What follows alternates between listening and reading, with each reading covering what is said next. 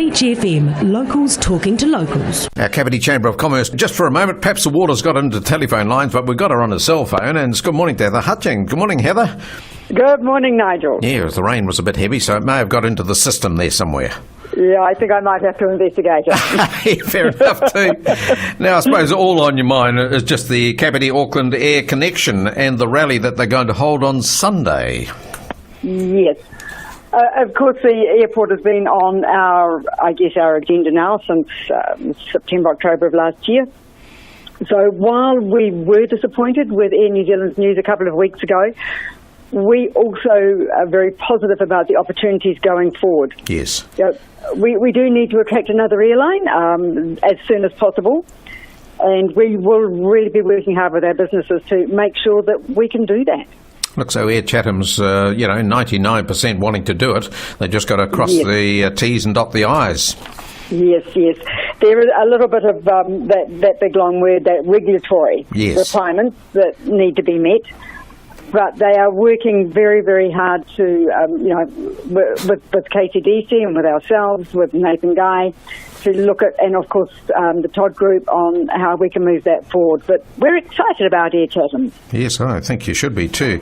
As far as the airport being operational, that does help in a big way. Otherwise, civil aviation might have had some questions to ask, but no doubt they meet all the requirements for that as well.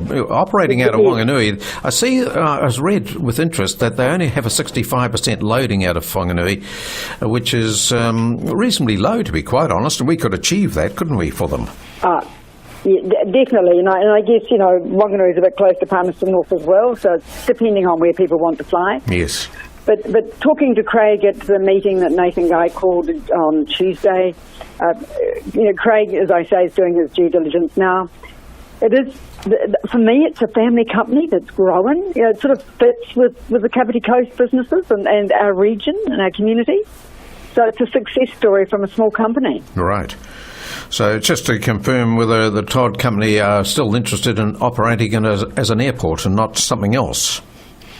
Well, of course, that's outside our hands. We have no discussions with the Todd Group at all.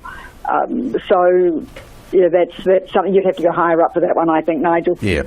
I believe they might be attending the meeting in some form on Sunday, but not speaking. So you've got a bit of a rally there on Sunday. And what do you hope to achieve out of that, Heather?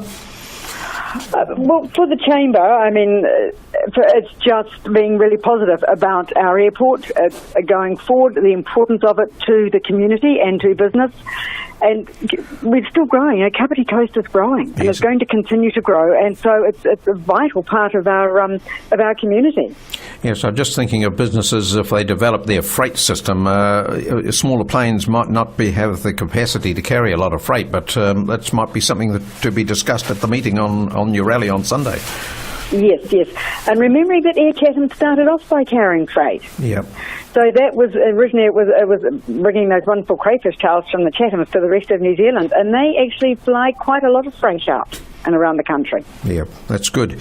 All right, so that's on Sunday. Now it's 12 o'clock, not 1 o'clock as was originally planned, so we must remind people of that, that's for sure. And I'll go through it, it'll be all over by 2. Yes, so we've still got our day ahead, and, what do we need to do with the family? Yeah. Now, you had a meeting last night, and the long-term plan events, what have you got in mind there? Yes, the Chamber Board had their monthly meeting last night, and we signed off our strategy, and we believe that the long-term plan is being released today. Okay. So we will certainly, as part of our advocacy or business representation group, we'll be sitting down on a weekly basis now and going through the long-term plan and reviewing that to see if there's any effect on business. Okay. Well, and we also have, of course, let's not forget, the Greater Wellington Regional Council have also released their plan, their draft long-term plan, and we need to work through that as well. All right. Now, how did the Reader Kapiti Business Clinic go yesterday? That was at 9:30. Was it yesterday? I think it was. That's today. Oh, that's today. Now, so I'm not sure where we're at with that. To be honest, I haven't been in touch with anybody from Reader this morning. No, that was an opportunity for businesses to get out there and have a discussion with them, wasn't it, to help their own business here locally? Yes, it is. And if they didn't know about it, or if they couldn't make it, then certainly they could hop into Wellington and see Rita. They can still have that conversation. Good. So I have those details. They can contact me. Okay. All right, Heather. Well, no doubt you'll get a good turnout on Sunday, and we'll just hear everything that's been put in place or about to be put in place, and hopefully all action before Air New Zealand move out on April the 3rd. April the 3rd. Well, of course, we're not going to get another airline in by then, but we do know that, or hope to have community updated on the steps from the 3rd of April onwards. Good on you. Thanks, Heather. Okay, see you on Sunday. Thanks, Nigel. 106.3 Beach FM.